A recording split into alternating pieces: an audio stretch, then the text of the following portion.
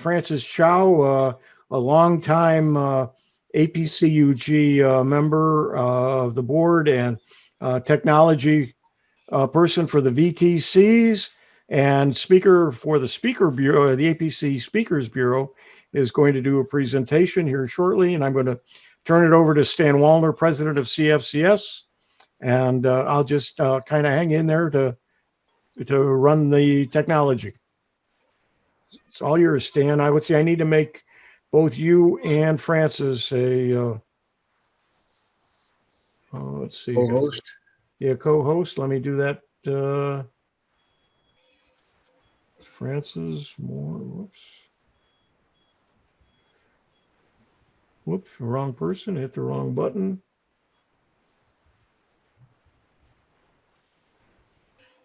Helps to read the screen.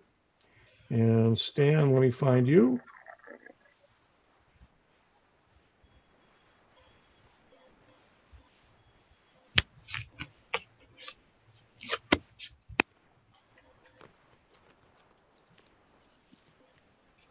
Okay, it's yours, all yours. Okay, and are you going to be recording it on and handle putting it up on YouTube yourself? Yes, it's on. I'm recording it locally. Terrific. No problem. Well, welcome to the main meeting of the Central Florida Computer Society. And I don't know what's happened to my camera, and I had it off before. I'll keep working on that.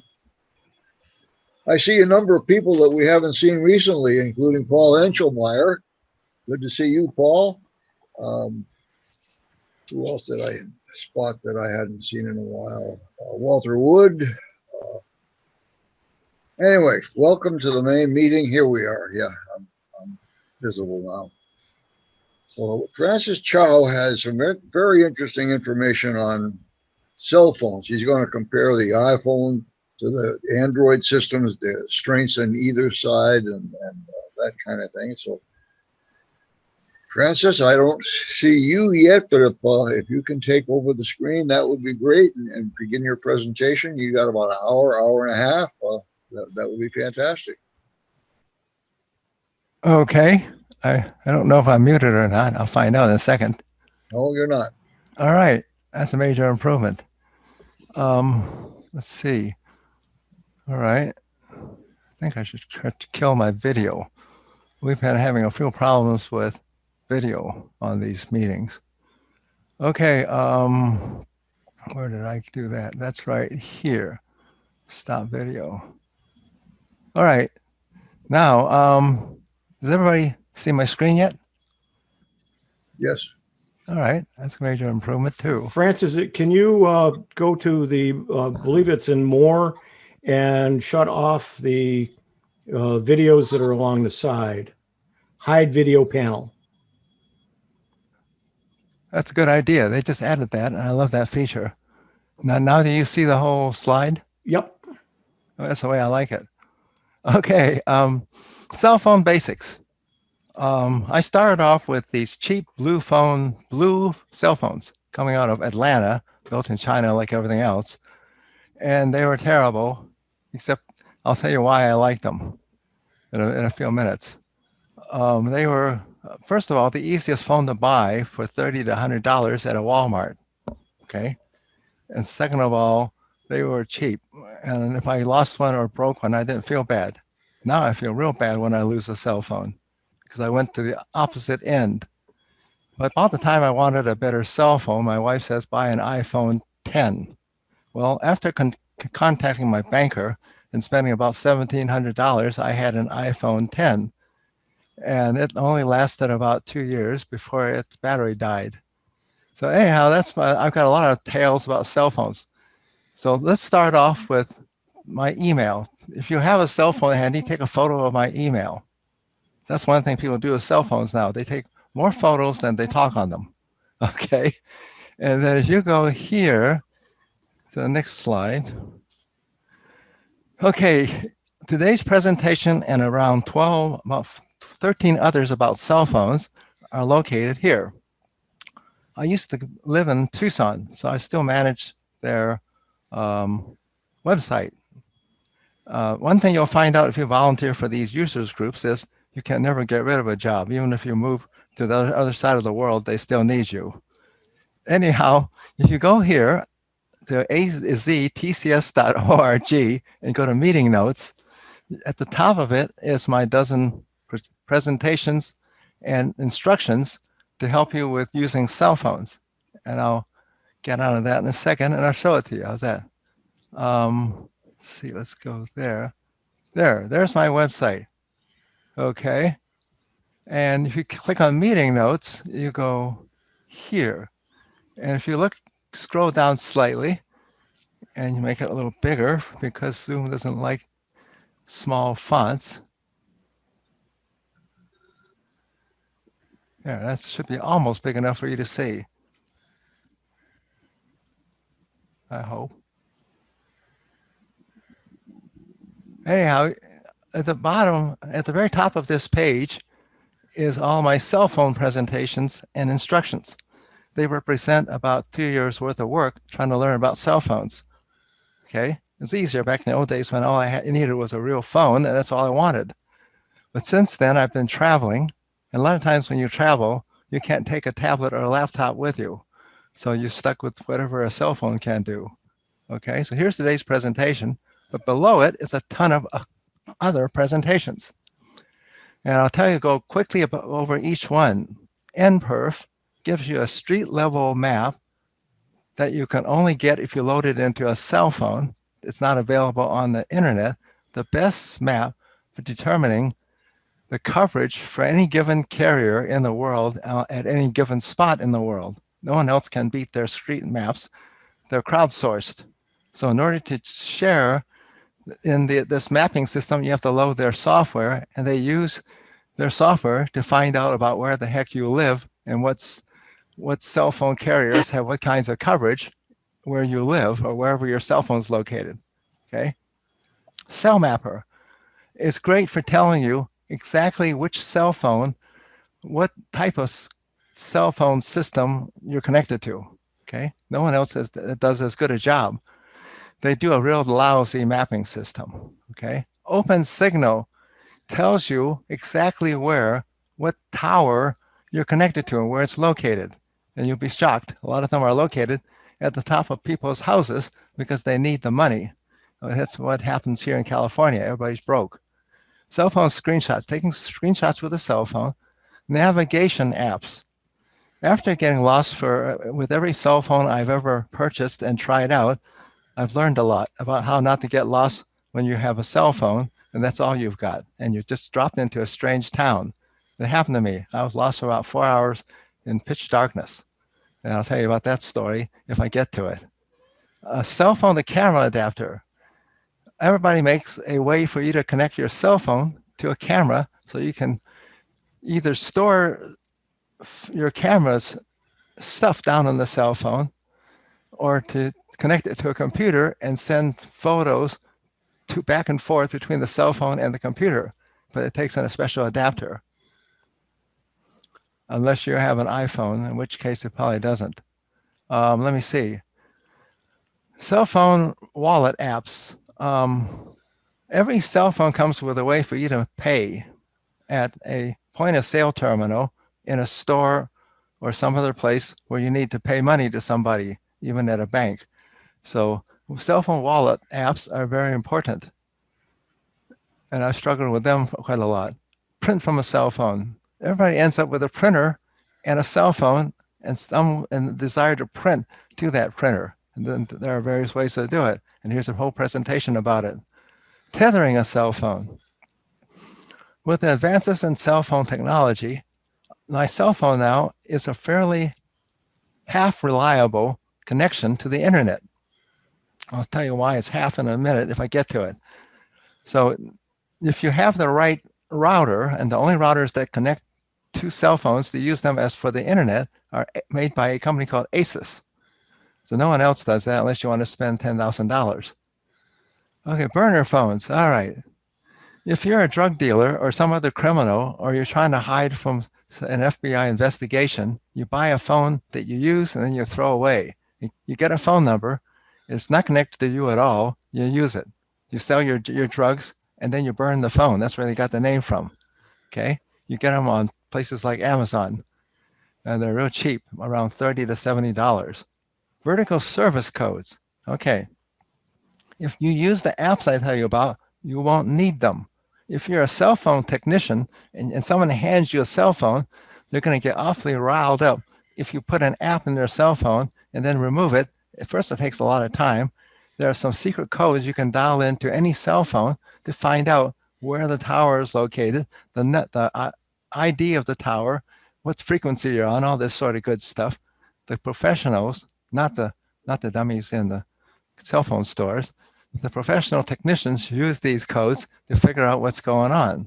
Okay, and most of even the salespeople in most of the cell phone stores don't know these codes. They just know how to sell you a cell phone and make some money.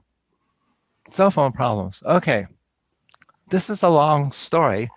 A friend of the family is a notary public, and her nephew gave her a brand new cell phone from AT&T.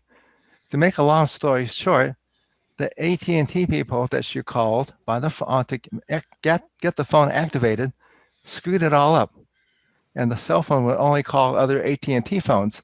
Well, none of her customers have AT&T phones. They have other phones and landlines. So she lost 2 or 3 weeks worth of business and was in tears when I found her cell phone and helped her straighten the problem out with AT&T.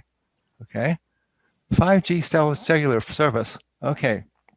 In the past, when you tethered a cell phone with a wire or even with a hotspot that the cell phone knows how to make to your computer or to your a router, an ASUS router, it was a terrible, unreliable internet source, internet supplier.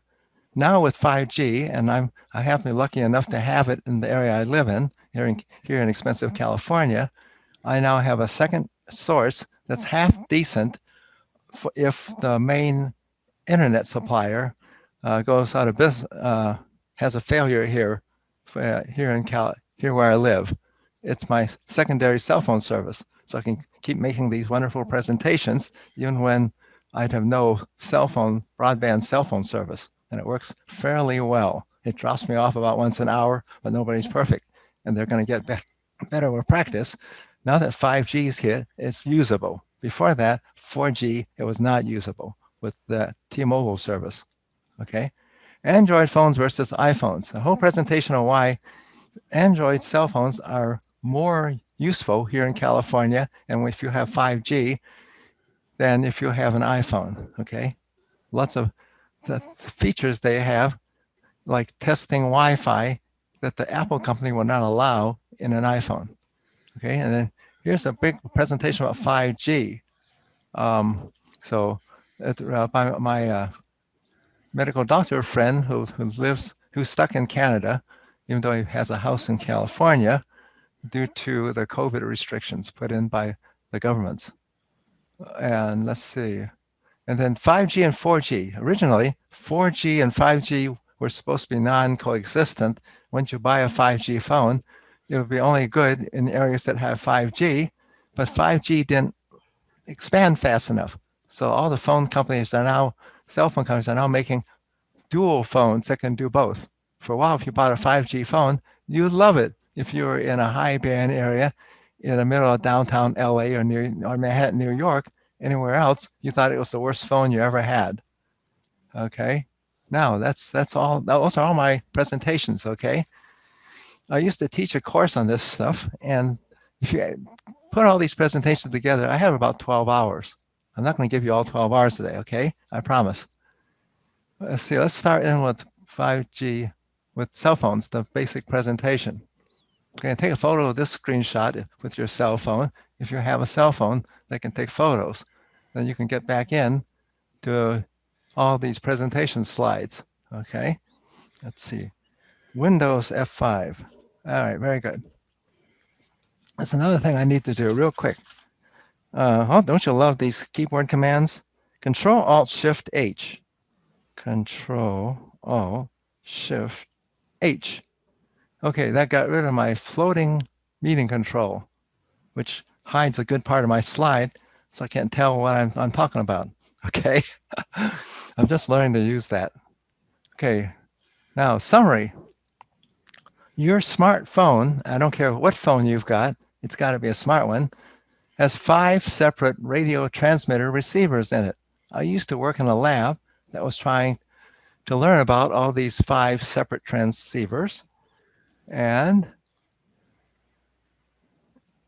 all these 5 separately purchased, this was back in the 70s, transceivers, including an early cell phone, weighed 120 pounds.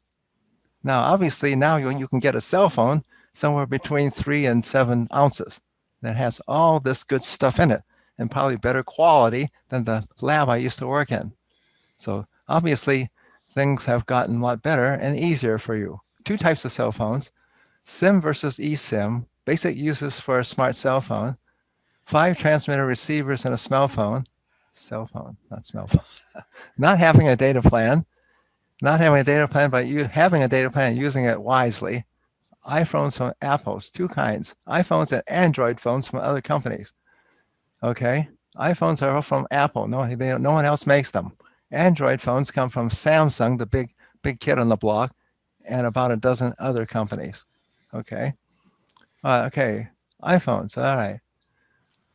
Okay, iPhones run iOS. Android phones run Android, which is a kernel. And each one runs a proprietary version of Android, which is their own operating system. Okay, so the kernel is just the centermost core of an operating system. So that's why every cell phone you buy will be slightly different in how it behaves, because everybody's modified it based on whatever their software and cell phone and computer engineers thought was the best would help them sell. So and then each version is Android from 1 to 10 is slightly different. So every time I get on it, I scratch my head for a while and I finally figure it out. So when someone brings me a phone to play with, okay? And I had plenty of those because I used to teach a class on this stuff. Okay. 40% of market share for iPhones in the world, 60% for Android phones in the world. Android phones have a wider range of prices. Okay. Here in the United States, it's about almost even. Well, not quite, I guess, huh? But if you add it all together, it's close. Actually, it's still 60-40 because of all the cheap phones coming out of Walmart and all that run Android. Okay. I think when things weren't back a few years, it was even for a while. Okay. And then the Android phones picked up some. All right. What else I tell you? Okay. And I'm not going to show you the rest of the world. It's even Steven there. Okay, usage. This is usage share. Most of the statistics you get on the internet are shipments per quarter in terms of values at wholesale. That's worthless to you and me. We want to know how many people are using it and how often. So don't trust most marketing statistics. Previous slides, okay. All right. SIM. 2 kinds of SIMs go into your cell phone, a SIM and an eSIM. A SIM, a real SIM, is a module that you plug in, push into your phone. I may have a photo of it, I may not. An eSIM is something that you have to shove into your phone from the cloud, and each phone manufacturer shoves a different one into your phone. It's a piece of software, firmware, okay? Okay, don't buy any Verizon old, super cheap cell phones. They're running the old CDMA system that Verizon tried to make into the world standard and didn't succeed at, okay? CDMA, don't buy any of those. Even Verizon turned off most of their towers at the end of 2020. So you have to be out in podunk to have any more that they're still working on turning off. Oh, wait a minute, they're going to turn off. All right, I'm ahead of myself. I think it's 2021 already. All right, when you buy an iPhone, you get this funny little tool. It lets you push it in and pull out the SIM. Okay, some of the higher end iPhones have both SIMs and eSIMs, and the highest ones, the level ones that just came out, only have eSIMs in them. Okay. Okay, the eSIM module is really a chip inside your cell phone. You just can't pull it in and out like you can with a real SIM. Okay, what else can I tell you about? All right. There are a whole bunch of different sizes of SIM modules, depending on how old your phone is. I think the current one is called a nano SIM. Okay, now what is this all about? Dual SIMs. Okay, Apple likes to reinvent every term. Dual SIM used to mean 2 regular SIM slots, usually in the same drawer that came out. They decided about a year ago to reuse the term dual SIM to mean a phone that has both an eSIM chip inside it and a drawer for a regular SIM. They like Microsoft, like to reinvent, reuse words to their liking. Okay. Okay, these are the 5 radio transmitters inside your cell phone. They're all important to have. Okay. Cellular transceiver, very important, right? It's that you can't make phone calls if you're away from a Wi-Fi hotspot without it. Wi-Fi transceiver for saving money so you can make phone calls and get on the internet when you're home or in a secure location like a business or a super secure hotel Wi-Fi system, which some hotels now have. Global Navigation Satellite System is the generic name for GPS systems. There's a whole bunch of different ones around the world. Ours is called GPS. Bluetooth transceiver. Your cell phone has to have a Bluetooth transceiver in it to communicate with your car so your car can mute it when you're busy driving. A near field communication transceiver. Most cell phones now have one. It's for making purchases at a point of sale terminal at a store or business. Oh, I didn't realize there was another 3. FM radio transceiver. All right, rare. Some Androids have them. I used to love having one in my blue phones so I could listen to the radio on my phone with my phone. That doesn't happen anymore. Magnetic secure transmission. All right, that's something that Samsungs have. It's a way for a Samsung phone to communicate with a magnetic stripe card reader to make it think that you have just swiped a magnetic stripe credit card or debit card through it. Now, magnetic stripes are on the way out in this country, and there's very few businesses and banks that still use them. IRDA transmitter. Okay, very rare, very rare. So the last 3 are rare. IRDA is a transmitter for letting your cell phone with the correct app control a TV set. Very important for all you TV viewers if you don't like to have a separate remote for each device in your TV. Okay, now, any smart cell phone app that does not require an internet connection and that does not will still require an internet connection when you're first installing an app. So if you're away from Wi-Fi, you can't install if you don't have a data plan. Well, I found that out the hard way one time. I tried to install a app in an airport that I desperately needed to try to get out of a thunderstorm. So bad things happen. Cellular transceivers. Okay, the cellular transceivers are located on towers, and here in California, on phone poles on the rooftops. And they let you communicate with the cell phone system, and they eventually send you off to a public switched telephone network. Voice traffic for phone calls is mandatory, so you have to have some way to do it if you're away from a Wi-Fi hotspot. Data plan traffic also goes through your cell towers. Data plan means the cell towers are your internet connection for your cell phone. Okay. Now, I'm not going to go through a lot of this. This is part of another presentation. I'm going to go real quickly to tell you that a cell phone connects but wirelessly to a base station controller, which is your cell tower, which connects to a multiple telephone switching office, which is usually a physical building that connects to a bunch of cell towers, which connects to a mobile switching center, which connects to a public switch telephone network. Okay. Now, only reason you need to know about that is if you're helping someone with a cell phone that's broken. So I'm going to skip over that and I'll help you with it if you have problems with a cell phone that isn't working right. Okay. Okay. I'm going to use only acronyms on the next slide. Okay. Base station controller, mobile telephone service center, MS. Look at those nice acronyms for your cell phone to connect through to make a phone call. Cool, huh? Now, okay.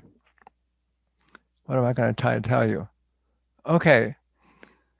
If you're connected to a data plan and you allow your and you still are connected to a Wi-Fi connection, your cell phone can make a call cheaper for you by shortcutting the public switch telephone network and going to another cell phone systems. This is a cell phone to cell phone call mobile switching center. So this is what happens when our friend, the notary public, made a phone call to an AT&T phone. It worked fine. Well, the techs at an AT&T phone store are not allowed, or else they get fired, from carrying a non-AT&T phone or to use a landline phone to connect to someone's AT&T cell phone. So every time she went into the cell phone store, it worked fine with the phones that the techs had, and they told her the problem was because her business was not located where she had AT&T coverage. Neither was her house. Neither was anything else she ever went to. She didn't have AT&T coverage anywhere. That's what the text told her. See? Now, your screen sharing is paused. Stop share. Why is that? I don't know what happened. Let me see what happened. I'm supposed to continue screen sharing more. Resume share. Well, that's not good. And Control-Alt-Shift-H. Control-Alt-Shift-H. Now let's hope I'm still back in business. Press Escape to show floating meeting controls. Click. Okay, we're back in business. All right. So now, if you're trying to get to another carrier's mobile switching center, it may or may not work. Some carriers have connected their mobile switching centers to other carriers. For a long time ago, T-Mobile connected to Sprint switching center because they expected to purchase them. But most of the time, like AT&T does not connect to anyone else's mobile switching center. So you then have to go out to the public switched telephone network and go through there. And if your phone doesn't have that capability because somebody's configured it wrong, you have a boat anchor. See? Now, Wi-Fi transceivers. Wi-Fi comes in all these different flavors. And pretty soon there'll be a new flavor. Okay, I don't know its name, but it's called Wi-Fi 6E. It'll be up in the 6 gigahertz band. That's coming next year. Okay, that's another presentation I want to tell people about, but not today. Your Wi-Fi is the only other way your cell phone can connect to the internet, with one exception. And these exceptions are covered in other presentations. If you buy a dongle that connects the bottom of your cell phone, either the Lightning or the USB-C or the USB-A mini jack, to a little dongle, you can then connect it by means of a wire, an Ethernet line, to your house or hotel internet. So that's the other way you can get your cell phone on the internet, a third way, which almost no store clerk wants to tell you about. Okay, I don't know why, but it's a real handy thing to have. What else can I tell you? Okay, Wi-Fi transceiver. Yeah, you have a choice in your settings of whether to route voice calls over the internet using your Wi-Fi and your Ethernet dongle, if you have one, to save money, and most people turn it on. It doesn't make sense not to, unless you don't trust the internet connection you've got. Okay. What else I tell you about? Global navigation satellite systems. They've got different ones in different countries. Okay. I'm not going to tell you too much about the foreign ones. I haven't been there for about 10, 20 years. So there's going to be 5 of them. Okay. What's I tell you about?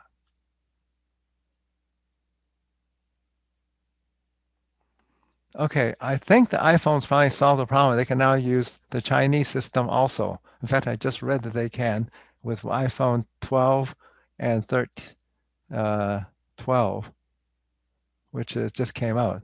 So they solved that problem. They wanted to sell the iPhones to the Chinese who love them compared to the Androids. For some reason, they're selling like hotcakes there.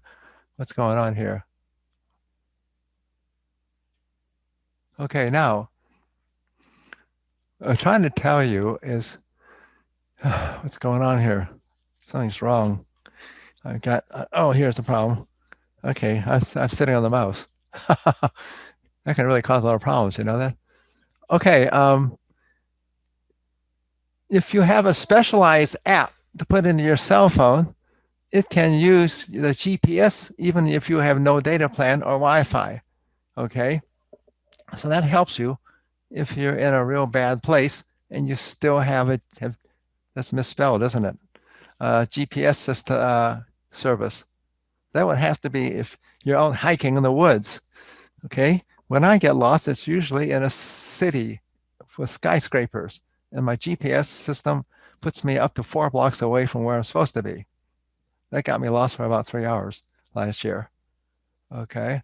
So my GPS coordinates is useful, especially useful if you belong to the Auto Club, because their silly app, I forgot what it's called, that doesn't know how to get your coordinates for you to give to the Auto Club when your car has broke down. Okay. And then this is another one, GPS status. And then there's a whole bunch of them. And I don't seem to have the ones for, I've got a separate presentation on mapping, which I have the ones that I recommend for an Android phone. Okay. Bluetooth. Bluetooth is important for connecting to printers and for connecting to a car, okay? So every time I turn it off, my car doesn't realize that I'm sitting in it, and my phone starts ringing from all my people I'm trying to correspond with me and bend my ear. So I leave it on for that reason. Okay, Bluetooth runs at the same frequencies as Wi-Fi, the older Wi-Fi, 2.45 gigahertz, cordless phones and microwave ovens. So its reliability is terrible. I've got a computer here in crowded California, in which I can't get a Bluetooth signal from it except for 2 feet away from it. That's a little close for comfort. And I don't like being that close to that fancy computer.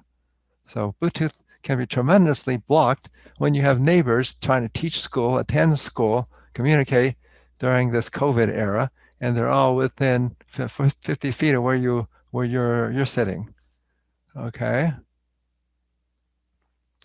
Bluetooth also lets you report to iBeacons. When you walk through a Target store or some of these other department stores, they can pinpoint you within 2 feet, thanks to Bluetooth, with an iBeacon system, and send you a coupon and a bunch of ads to your cell phone if you have their app set up to do so. So you can get some real good coupons that way at a Target store and some other stores. The rest of the time, it's a bother, okay?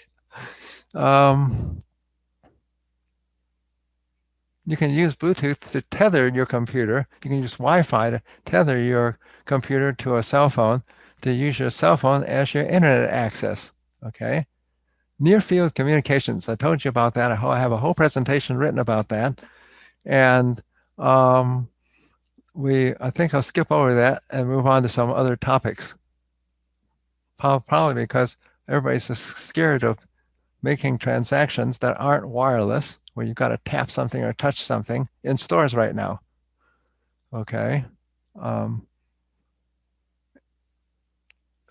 radio receivers. Okay, Apple forbids it.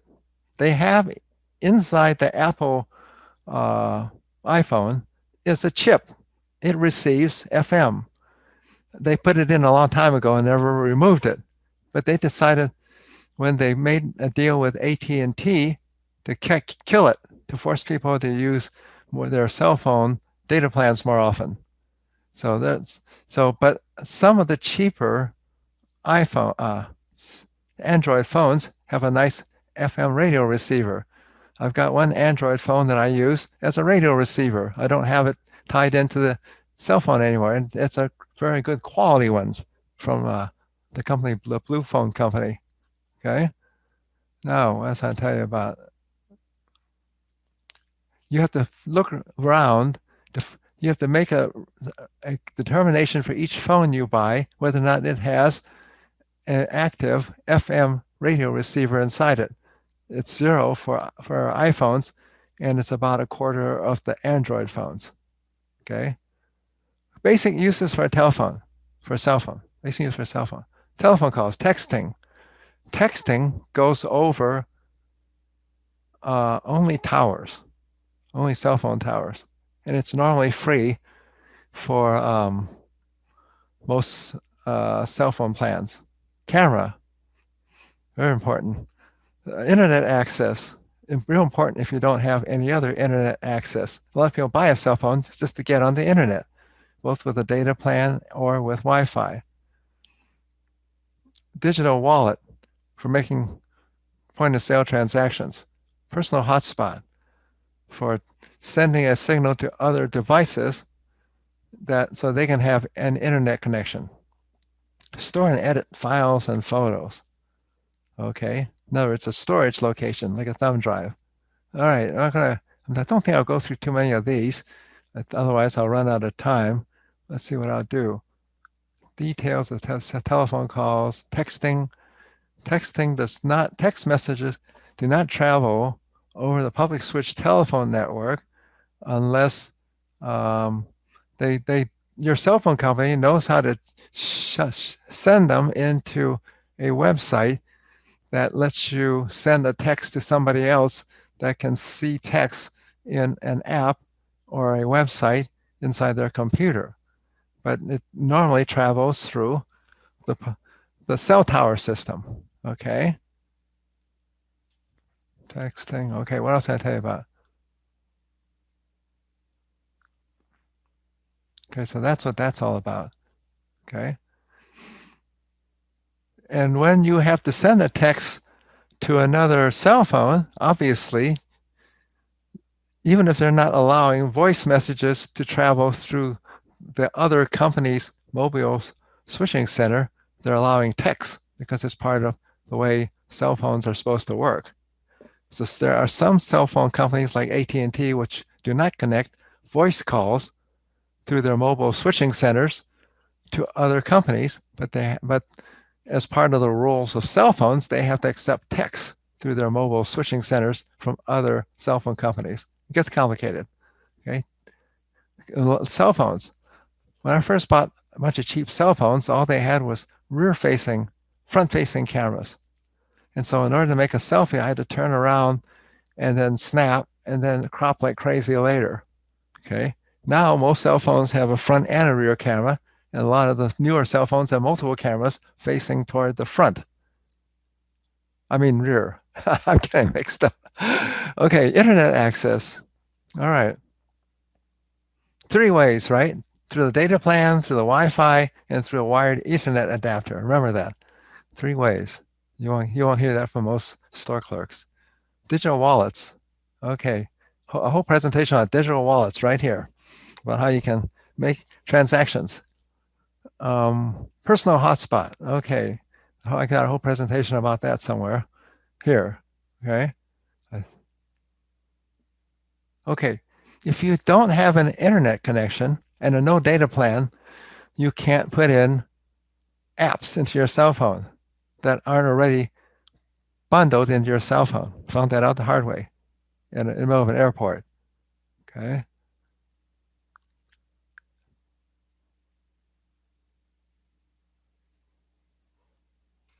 Boy, I think this slide needs to be deleted because it doesn't include the third way to connect your cell phone to the internet. I think I left it in by mistake. Let's see what else I can tell you about. Okay. You can use the speed test app. Maybe it's actually provided by a company called Ookla, Ookla, to determine if your cell phone is using its data plan or its Wi-Fi. If there's a big difference, and most people there is, between the speed of the data plan and the speed of the Wi-Fi. Gradually, that difference will go away. I have a whole presentation about the improvements to routers and Wi-Fi with Wi-Fi 6, where it will now be as fast as wired internet, at least in your local network, your home network. Okay. Now, let's start and see if anybody has any questions. Then I'll jump into a few things I wanted to show you. Any questions? Not yet, huh? All right. Now, let's see if I can get that out of there. Now, let's go back. And I wanted to show you a couple of things that will help you. And obviously, I have a lot of details I've written about through all my trials and tribulations with cell phones, including getting lost a bunch. I can't seem to buy a new cell phone and get into a new operating system of cell phones, like an upgrade of some kind, without getting lost, because I don't know how to configure the maps in it until I figure it out. So that's been kind of a bone of contention for cell phones and me. Let's go to cell phone navigation. Okay. Somewhere on here, I have a bunch of, hang on, navigation, that's not right. Cell phones, give me a second here. Comparison of tethering, 5G. Cell phone running.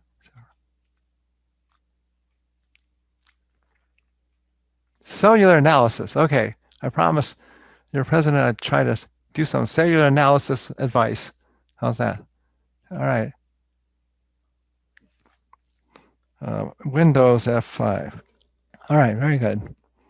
Okay, I have gone through several hundred apps. Most of them let you try them without paying any money. But sometimes I get so interested after reading a review that I buy it anyway. And then I kick it to the curb when it doesn't work right. Okay, and there's lots of apps out there that don't work right. And I'll explain that to you probably next few minutes. NPerf.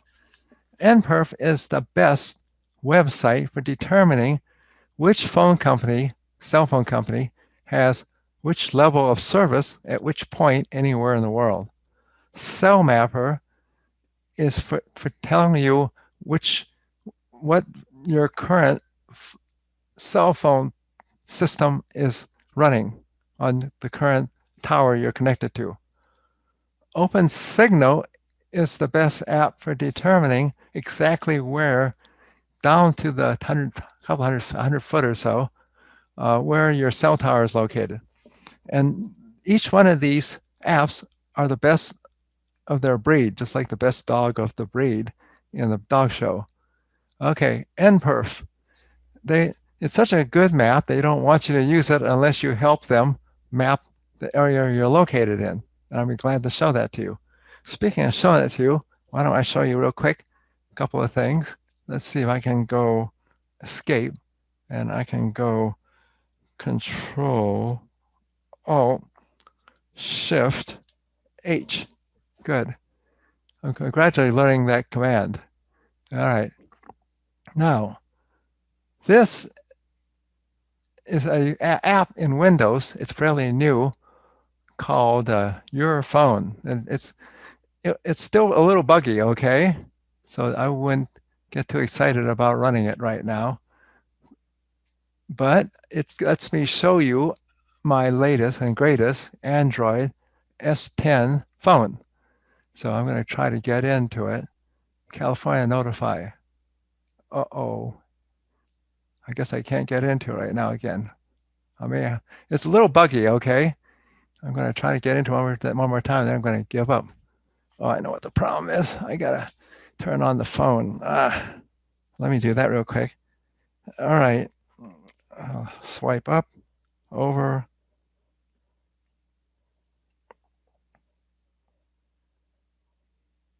Okay. Now let's see. I'm connected to this. If not, I'm going to give up. It's a little new. It'll have to get better over the next few months. Okay, I give up. I can't see how to connect. All right. Much better is the Mac connecting to a Mac, to an iPhone. That works. And that's not that one. Okay. That's this guy right here. Okay. I hope you're seeing it. That's my iPhone. That's my wife's iPhone, I think. Okay. It's an iPhone 7. And to make a phone call with almost every cell phone, you click on the little phone symbol, right? Why, darn it, where'd the hell did the cell phone go? All right. You're going to press home to unlock. Press on the little cell phone symbol, press on the keypad, and dial. And then to get done dialing, click the little phone symbol, and you're connected to somebody else somewhere in the world. Okay? And so that's what I wanted to show you. That's going into a Mac, and the Mac is being sent to the PC.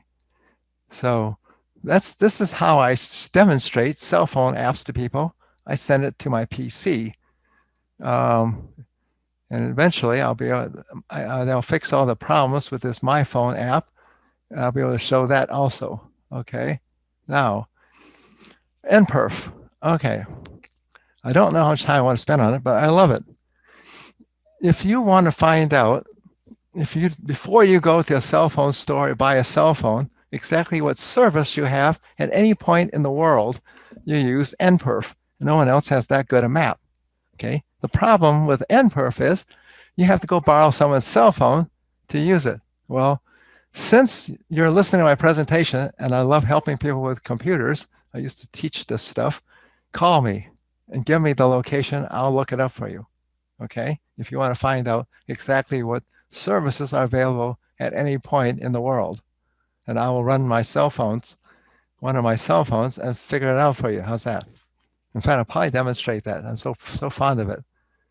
Cell Mapper. You can't often tell what you've got in the way of what you're connected to. It's hard to tell on cell phones.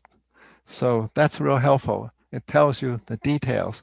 They also have a really terrible mapping system. Don't use it. They're always behind a year or two, and nobody knows why. Open Signal. Determine the location and direction of the cellular tower site that your cell phone is connected to right now.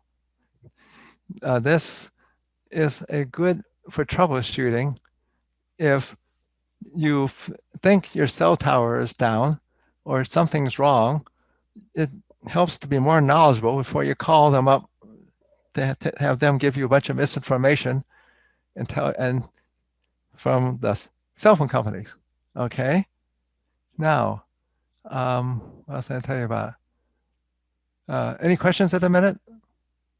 Not really, huh? All right, I'm going to show you NPerf. How's that? And I'm going to do that by going to, or can I? Darn it. I think I don't have it loaded into my wife's cell phone. All right, so I'm going to try again to get into my phone. All right, let's see if we can do that. Your phone.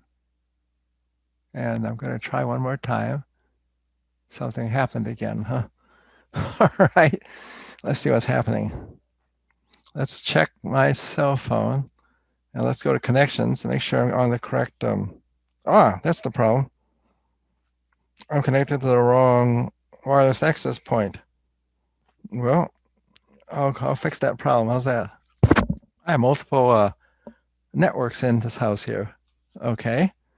So it should be on in a second here.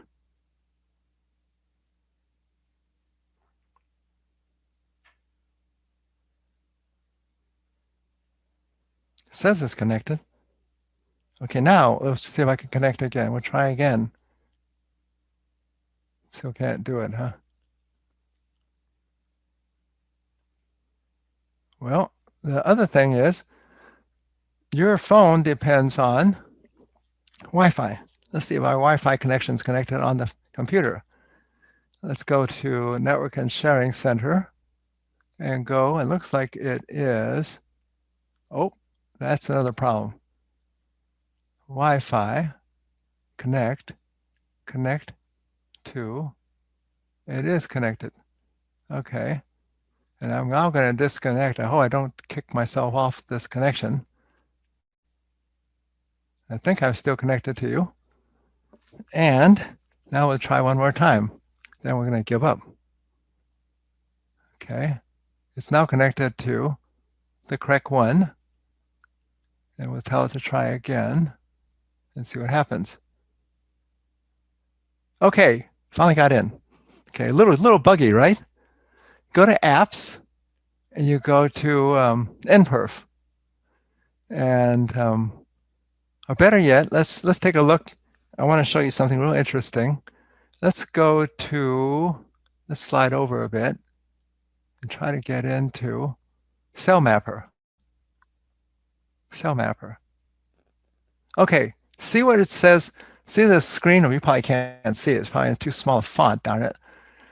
It says 5G is available, true. See the middle of that? But if you look at the top of my cell phone, and you probably can't see it, I got to hide this so you can see it. Show, hide meeting controls. It says it's connected to Wi-Fi 6. Your cell phone will tell you what it's really connected to. CellMapper will tell you what's available and what you'll connect to if you turn off your Wi-Fi. See, that's what's smarter. Your cell phone won't tell you the truth. It'll tell you what it's only can tell you what it's connected to. See the problem? So that's why I use it when I'm at somebody's house. I want to find out if they really have a cellular connection and what level it's running at. See? So that's important to have. Now let's try NPerf. NPerf is something you have to have a cell phone to have because they don't want to share it with just anybody. They want to gather some data from your wherever the heck you live. So you go to NPerf. I hope you don't hear it. I've got a neighbor grinding some wood. And you go to click on this thing up here, click on coverage and speed maps and show ISP US. Let's go to T-Mobile. The neighbor's grinding wood. He's building toys for kids. It's one of his Christmas projects. And see that little dot where I'm located in sunny, expensive California? Keep clicking on it. And you keep clicking on it, double clicking on it. And I can do this for any point in the world. I just pick my own point because no one gave me a point to try. Okay? You keep going, double click on this dot. You're not looking at the whole United States anymore. You're looking at your own neighborhood. And you'll find out that since I'm using NPerf, it has mapped my neighborhood for me with a funny little bunch of circles. And so have my neighbors. They've all been using NPerf also after I told them about it. And it doesn't get any bigger than this, I guess. There it goes. You notice here that I'm awfully close to purple. What do you think purple is? It's 5G. And you'll notice that other streets that aren't main streets don't have any purple. So I lucked out by buying this expensive house on this little dinky lot. See, so I've got 5G now for one of the first in the county and city to get some. But I can do this for any spot. And if you don't have something, the salespeople will tell you you'll get it soon. Well, soon is 2 to 3 years, but then your phone will have died. So that's how they sell you things. They tell you everything's real soon. See? So I'm getting to learn some of this cellular technology lingo by listening to salespeople tell you things. Okay. Now, what else can I tell you about? Okay, let's look at cell mapping. CellMapper. I think that's the one I wanted to show you. I don't want to close that, right? So let's go. I'm going to hit the down here. I'm going to say close all T-Mobile. And I'm going to go to CellMapper, the last one that I want to show you, which I really like. And then I've gone through hundreds of these apps. to save you from having to do it. And a lot of them I paid for, and they weren't worth buying. So I really took it in the shorts just to learn more about cell phones, so I don't keep getting lost, which also costs me money in the middle of town somewhere. Let's see if I can get through this sucker. And so if there's anything here you're interested in, I have a lot of details. I have another 10 hours of presentations about all this. So you might want to look at it, or you might want to call me up and ask me about it. Open Signal. If you look at Open Signal, you'll love it.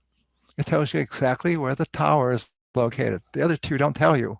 See? So I boiled it down to 3 apps that make it so you don't have to use those service codes. Now, if you're a tech, you're not allowed to load all this junk into someone's cell phone. You have to use those silly service codes. So I have a whole presentation on that too, because when I'm at somebody's house, I don't say, excuse me, sir, I'd like to spend 10 minutes loading an app and signing you in and charging you for this wonderful app, or not even charging, and making someone use, and then deleting the app. I could spend half an hour in someone's phone, whereas I can just use a service code, dial in a few codes, and read the hieroglyphics. It doesn't look like Open Signal is working today. Nothing new there, I guess. Anyhow, it gives you, when it's running, a map. And it's obviously not working right now. So there, if I opened. Now, if you go here to Open Signal, right, and you go to, I think you have to go to speed test. Let's see, somewhere around here you got to go to maps or history or some nonsense. Okay. Video test.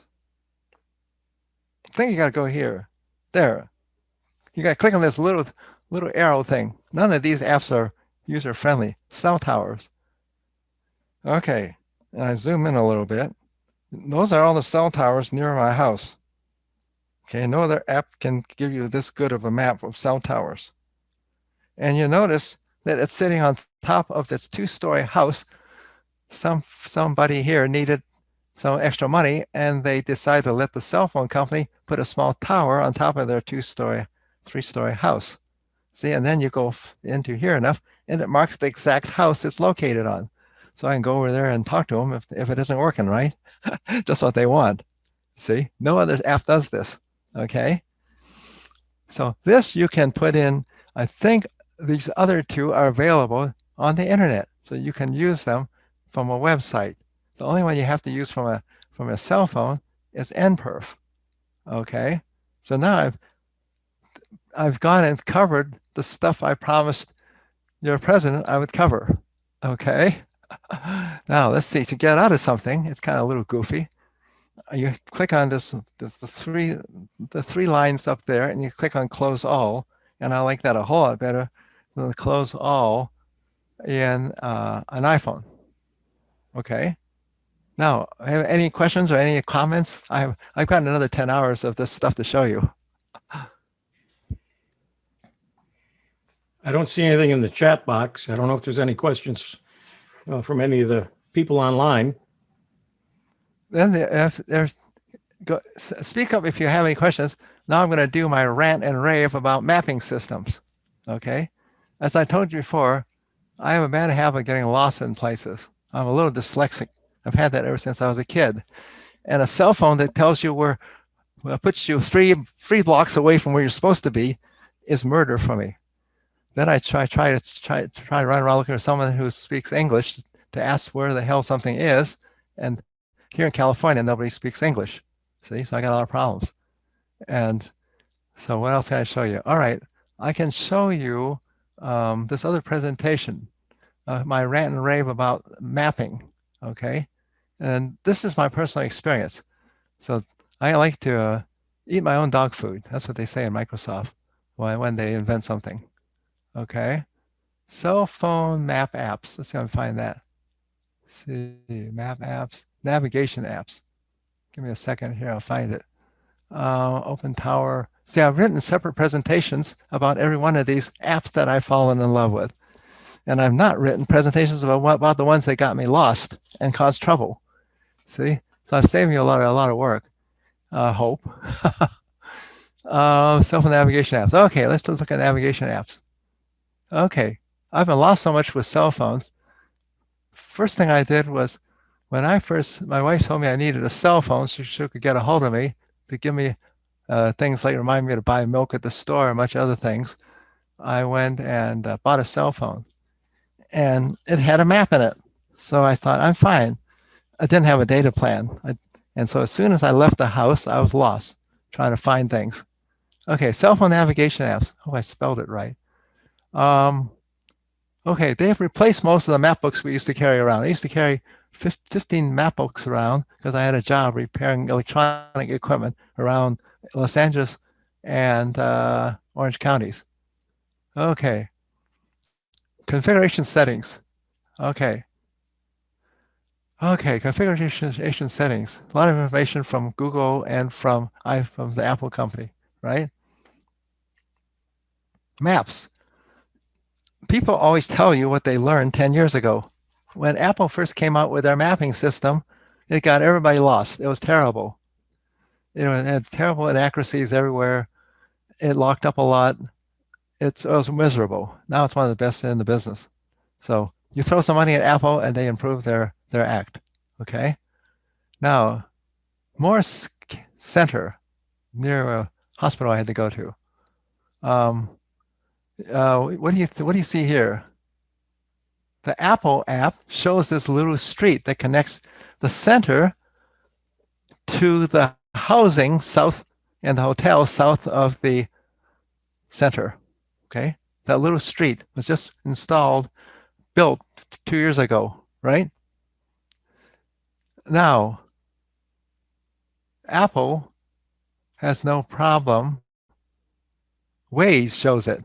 Waze is a little harder to use, but they're crowdsourced. People complain, and they fix the problem when a street's missing. So a lot of people around here swear by Waze, even though it's a little harder to use because it's more accurate. Okay. Now, Google Maps. This is what the street looks like at Google Maps. It's missing. So you end up going around a 2-mile detour, not knowing that street's there in either direction to get to your hotel or your housing. Been there, done that. Okay. So to this day, Google Maps still does not have the street. And I don't know what their problem is, other than the fact they're too busy making money, selling advertising. So that's where the street would be if they had put that street in. Okay. Google Earth has had the street for the 2 months, a month after it was installed, Google Earth, but you can't use Google Earth easily when you're traveling because it zooms in too slow and much other problems. So Google Earth was updated and it doesn't communicate with Google Maps. So if there's something missing, go check on it in Google Earth, but you have to sit down and do it. It's slow, okay? Google Earth. Now, MapQuest has never had that street and never probably will. They're behind. They used to be the best one out there, and they have fallen on hard times, okay? Cygic maps, raving reviews all over the internet. They work fine because they don't need, they put their entire map into your cell phone and use up a ton of space. It comes from the Slovak Republic. They don't answer their email. They don't accept complaints from us Americans. They only talk to people that speak Slovak or whatever the heck that is. My wife and her friends come from there. Okay. The California map lacks a lot of current streets. Their map is missing this key street that's been in since 2018, and it still is missing it, despite my complaints. And I've left them a whole bunch of emails and complaints. They don't care about us Americans. Okay.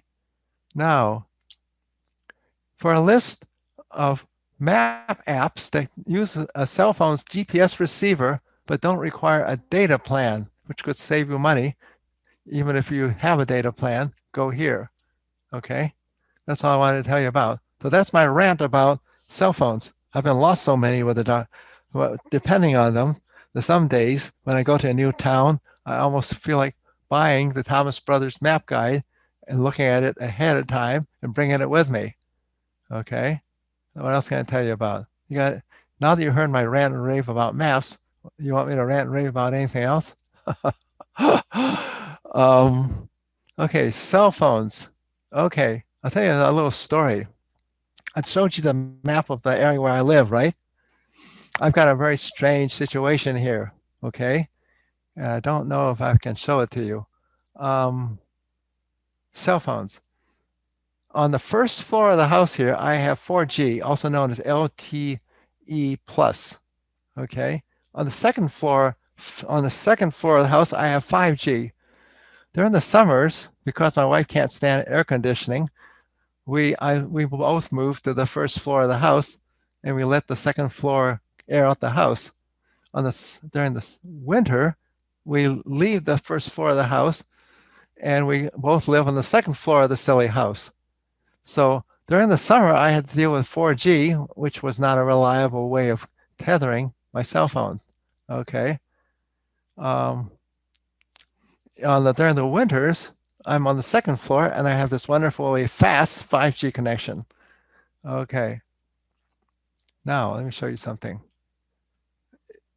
If you turn off your data plan, I gotta make it a little bigger, huh? And I gotta turn off that again too. I don't know why it keeps popping on.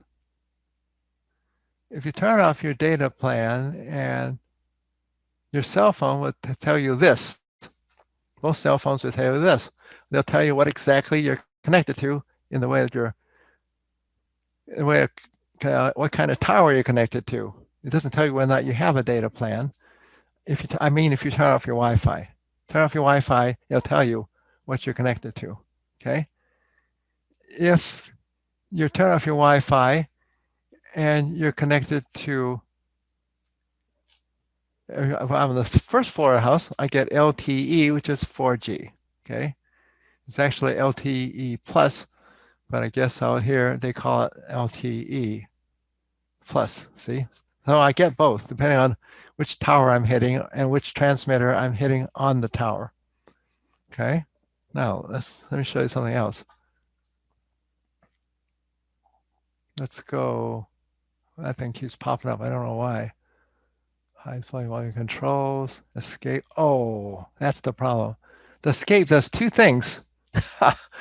It brings back, that's one thing about compatibility of things. It brings back this bar that's bothering me, okay? And it undoes your full screen in PowerPoint. So it does two things at the same time, okay? Now, I can't even tell. Does it look, am I sharing my screen anymore? I think I'm not. We're seeing your all of your apps and your PDFs. All right. X's. Okay, in that case, I'm still sharing my screen, but somehow that blue square that goes around it went away. It's a bug. They promised they'll leave a green rectangle all around the screen when you're showing it. So they'll have to work on that problem. Every time I use a different version of Zoom, and it's a different one comes out every 2 or 3 weeks, I get a different bug, okay? That's good to know. What else can I show you? Cell phones. Okay, that's this one. 5G on maps. 5G in Arizona, not interested in that. Burner phones, cell phones navigation, cell phones overview, cell running 5G or 4G, cell phones screenshots, cell phone tethering. Let's talk about cell phone tethering. Let's do that.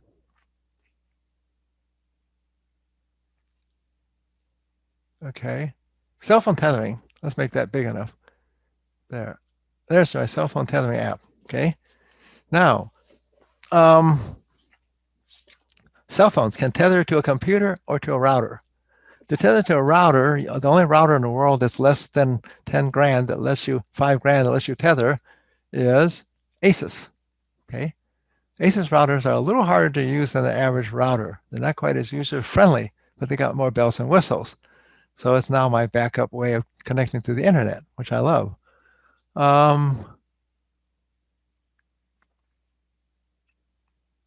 Now, all cell phones have some way for you to connect them to a computer.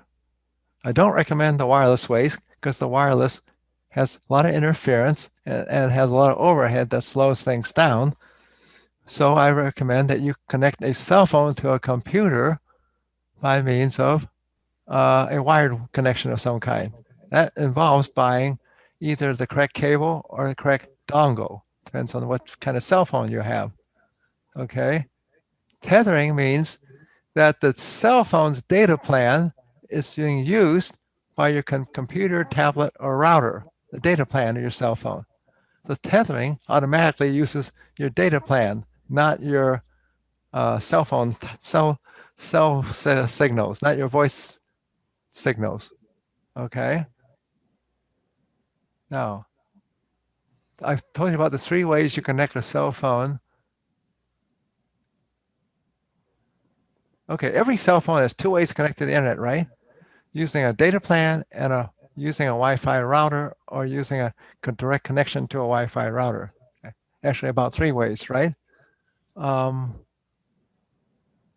If you don't have a data plan, tethering doesn't work. I found that out the hard way. No, when I first bought my first cell phone, they said, we tether. I didn't have a data plan. I didn't tether. I had no internet. Okay. Okay. If you need to grab a Wi-Fi signal, wireless signal from a hotel to provide an Ethernet connection to your cell phone or to your computer, you have to get a special router called a wireless internet service provider router. And I have whole presentations about how to do that. Okay. 3 ways. Okay. Let's see, what else can I tell you about? Okay.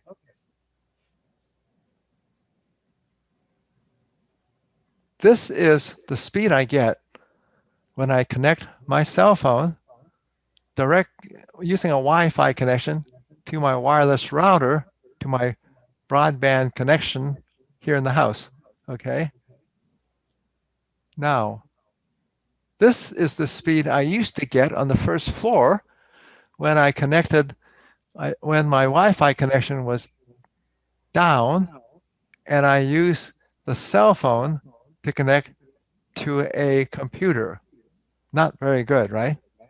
Not very good. This was for LTE. That's 4G, right? Now, if I connect, what do I say? All right, if I connect a computer, oh, that's pretty slow, isn't it? This is the other speed I used to get when I connected, even in the old days, when I connected my iPhone 7 to a wireless router. That's even slower, right? That's just a little bit above dial-up. All right. Now, what else can I tell you?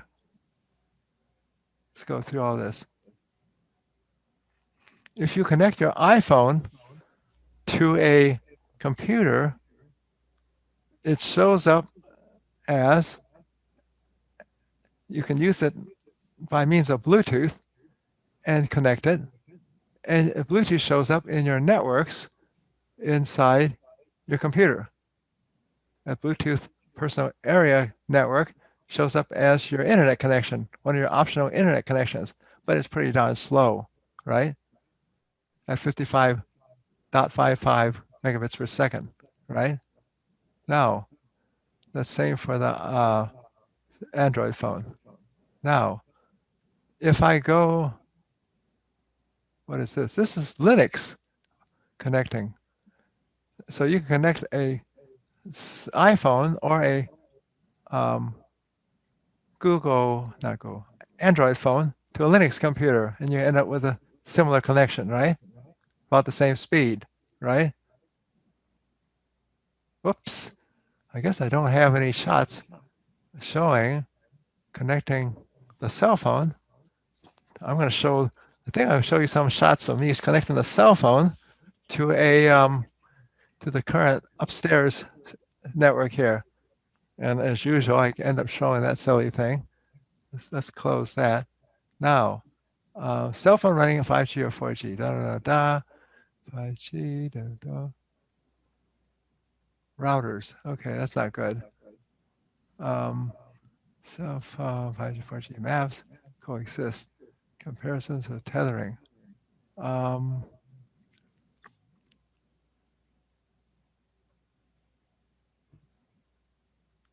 thought I had some. All right.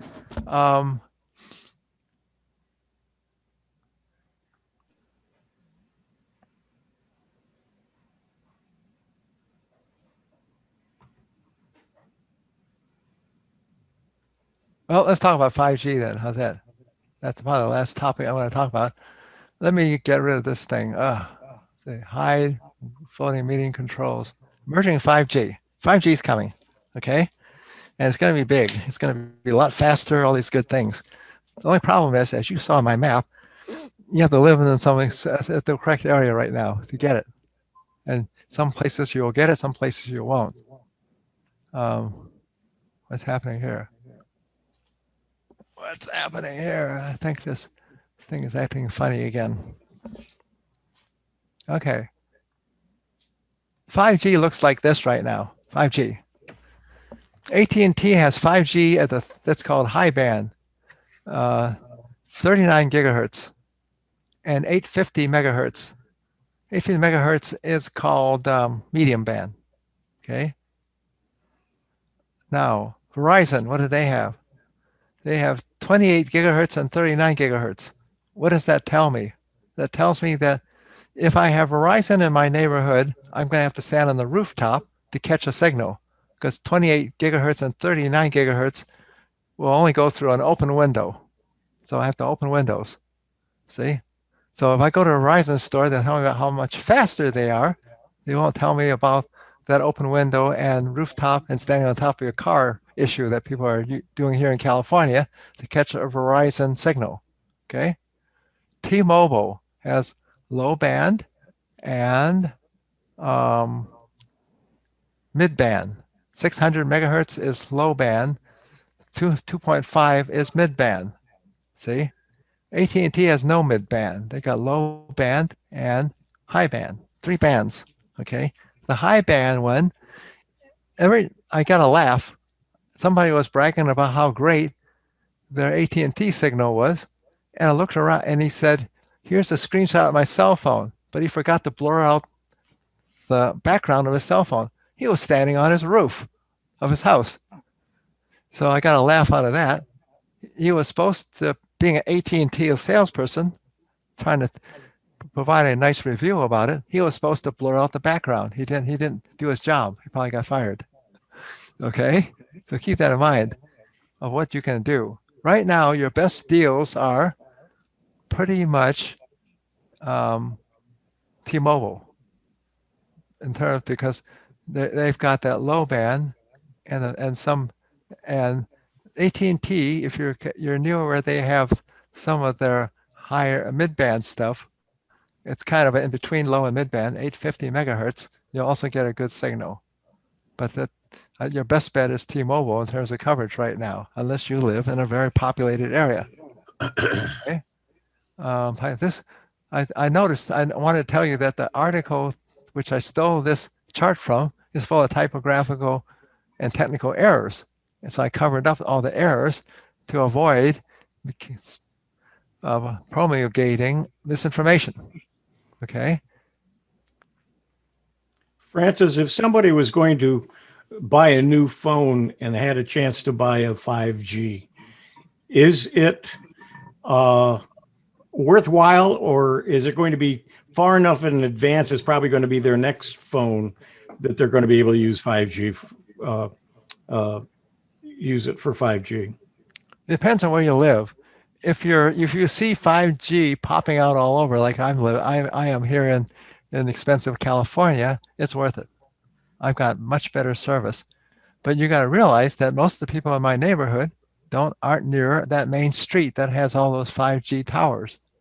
So I just got lucked out. I barely can hit the 5G here because I'm 3 blocks away from a 5G tower. See? And so I'm lucky. But most people, it's probably not worth the extra expenditure, because 5G is still costing more for both Apple and Android phones, you're probably better off just buying whatever is more standard than spending the extra money. I wanted 5G really bad, and I said, I'm running around needing it for backup internet because of all the volunteer work I'm doing. I sometimes do 30 of these darn presentations a month. That was worth it for me to spend extra money. But what happens when you buy something that's cutting edge? First, you pay through the nose. Second of all, it's flaky. Okay, those are non-technical terms to design to tell you what happened. When I ordered this S20 Ultra from Android, from Samsung, from Amazon, they dug through their warehouse and bought me one that was manufactured a year and a half ago, and it turned out to be somewhat beta. So first thing it did was when I fired it up, it told me to connect to Wi-Fi. Second of all, it told me it needed 3 hours to update. So I let it update for 3 hours. And by the time I was through updating, the screens had all changed. So I bought basically one of their first 5Gs that came out in 2019 early or late 2018. And on top of that, a whole bunch of people were wanting them. So they charged an inflate. It cost me $1,500. Now, right afterwards, a month and a half later, they came out with a newer model of 5G, and they dropped the model of this $450, the price of the phone that I just bought. So you have to pay through the nose and be willing to deal with all this craziness to go right now with 5G, I think. Apple and some of these other companies will standardize 5G and the prices will come down. What's happening is it's very hard to build a 5G phone with that high band into it. So it's only on the most expensive iPhones and on the most, even on iPhone 12 and on the most expensive Android phones. So what's happening is the phone has a battery that's going to die on you if you use it as hard as I do. I'm using it day and night, doing all kinds of stuff on the phone with people, calling all over the place. And in the case of my last $1,500 iPhone 10, which the Apple has a Apple Care plan that lasts 24 months. Guess when the phone's battery died? On my 27th month. So I sent it in and they fixed it, but it still means that everything's designed pretty much for, depending on how much you use it, for the 3 to 5 year plan, for a 3 to 5 year length of time, electronics and batteries and things. And that's not going to improve. That's pretty much where the manufacturers are willing to do it. You notice very few manufacturers, except for Costco, give you more than a 1 year guarantee on anything, right? And Dell and HP want to charge you for any warranty over 12 months. So it's probably not worth it at the current time, even in the expensive neighborhood I live in. And it's probably better just to go with a lower end and keep an eye on when the stuff finally reaches your house. It finally reached my house about sometime in 2019. So I've been champing at the bit, wanting to see if it would make a good backup internet for me. And right now, it's a somewhat flaky backup internet that dies every hour or two. Okay, that's what you get for dealing with the bleeding edge. Now, in the future, they're going to have something called fixed 5G. That means you'll put an antenna in a window or on your roof, and they guarantee you it'll always be running. But it's a separate cell phone that grabs the signal. They can charge you for both the installation and for about $50 a month for the fixed 5G signal that they claim will not have this drop off once a hour thing. So right now it depends on where you live. And most people, it's a bunch of sales hype, which is what I tell people. You won't hear this from a cell phone store. They want to sell you the high end, obviously, because most of their employees are commission based. So I hope that answers your question with a bunch of hands. Thank you. So any other questions, or you want me to launch into yet another diatribe about some problem on cell phones? Stan, when do you want to wrap this up? I got a thing maybe on your problem with getting lost. And maybe I'm not. No, my audio is not getting through. Okay. No, we're hearing you. We hear you. Oh, you are? Okay. So I have a problem getting lost occasionally too. I find that if you have Google Earth on your home computer, you can make the whole trip on Google Earth. You can even record it so that you can't get lost. But when I went, my wife and I use a VRBO or bed and breakfast thing. And when we go out of town, and they're just houses that are in various places, and I usually get the system on Google Earth and do the whole trip, right from the airport, picking up the car from the car place all the way to where we're going. And if I'm not sure, I'll record it. But most generally, I know where to get off the interstate. I know how many turns to go before, how many lights to go before I make the turn, and so on. It's a good way to keep from getting lost if you have Google Earth, because it does work. That's exactly what I did for my niece's wedding. I from Google Earth, I learned that during the time that the wedding was going to start, none of the lights would be on in this one neighborhood in Carmel. And they have a sign rule. No sign can be over 2 feet tall, but they can be lighted. So I knew that I was going to have trouble finding this little expensive gourmet location where she had her wedding. So I went through it on Google Earth, and I found the place. And my wife didn't realize that I knew exactly what I was looking at. She thought we were lost on our tails, and we were going to be late. So when I have the time, I like to go through Google Earth because it's dozens of times more accurate and more detailed than Google Maps. I don't know what's wrong with Google Maps, but it isn't good. I don't know what's wrong with MapQuest. It's terrible. So that's what I do on something when I have time to plan something. What I've been doing is I suddenly have these vacations. We took a separate vacation. I went to a university to hang out in bars. I don't drink. I just like meeting people and talking to them about things because of my food allergies. If I drink anything, I turn purple with a rash. And so I went and traveled by Google Earth at Street View, the entire path from the hotel to this out-of-the-way farm set up as a wedding venue. And I knew everything I was looking at. And all you could see was unmarked roads, alleys, little mud hills, gravel roads, the whole trip. So it's helpful. I strongly agree with you. Ever since Google Earth has come out, it's been a great way to go somewhere before you go somewhere. It is. And I do it in virtual reality. Oh, you have one of those fancy virtual reality headsets? Yeah. That's great. That's on my list of things to try now that I've got 5G. I imagine I can learn a lot of things doing that make it more efficient than trying to zoom in and out all the time on Street View. Yeah, all you gotta do is lean forward. Oh, really?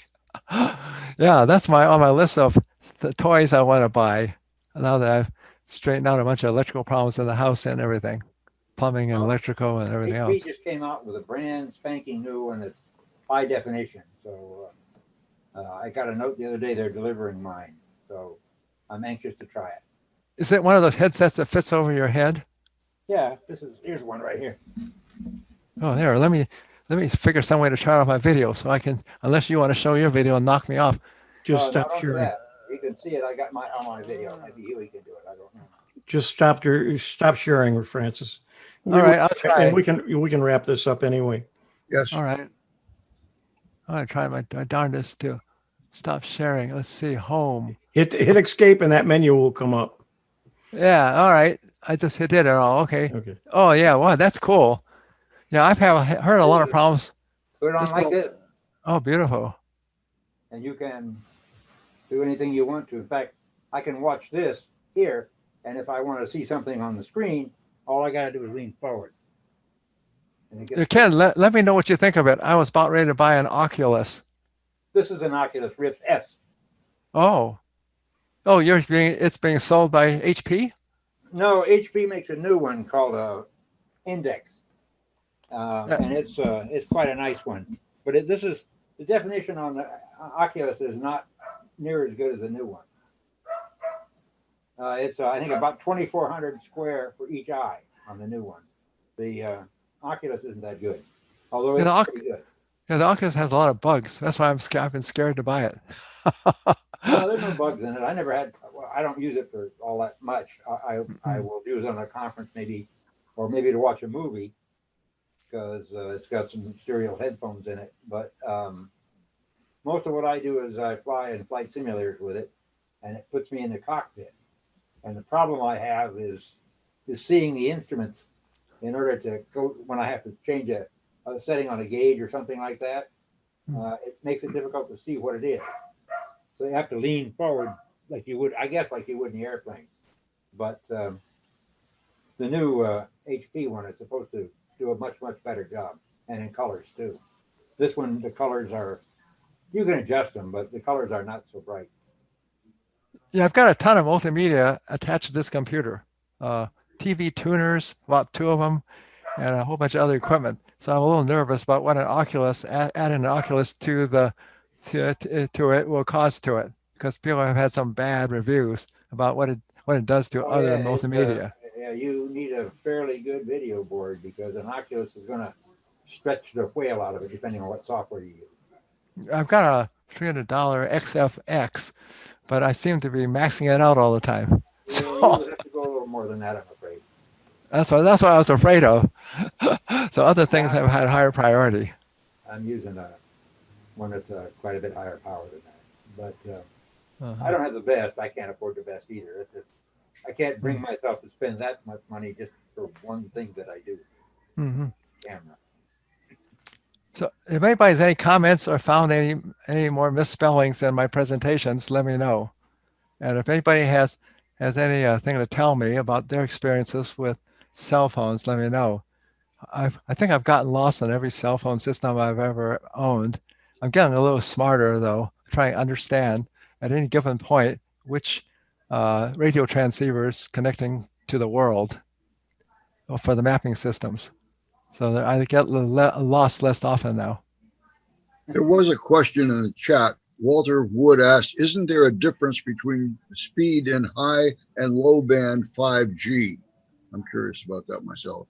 A huge difference in speed. High band is 10, 20 times faster or more. My problem is I can't hit it, so I can't tell you how good it is. I'd have, every once in a while, I go over to this mall. It's closed. It's called the South Coast Plaza. It's got high band. And also, where one of my relatives lives, next in the towers, big, huge, tall buildings in Irvine, California, they've got high band.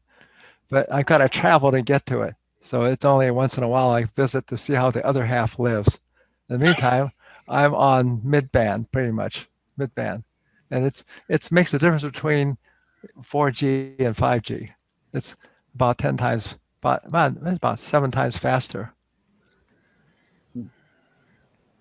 So I'll eventually get energetic enough next time I have to make a presentation about cell phones to go try high band somewhere. And I'll probably take a silly photo of me standing on the roof of my car when I'm trying to make the speed test. That's what is that why they call it high band? You have to be on top of your car? I think so. Anyhow, it doesn't penetrate roofs and doesn't penetrate a lot of glass windows. That's amazing. So I don't know. It's going to be great. It's going to be great if you go to a stadium. Everybody in there will have high band. They'll probably put the antennas up there by where where those boards are, where they provide all the videos on the stadiums.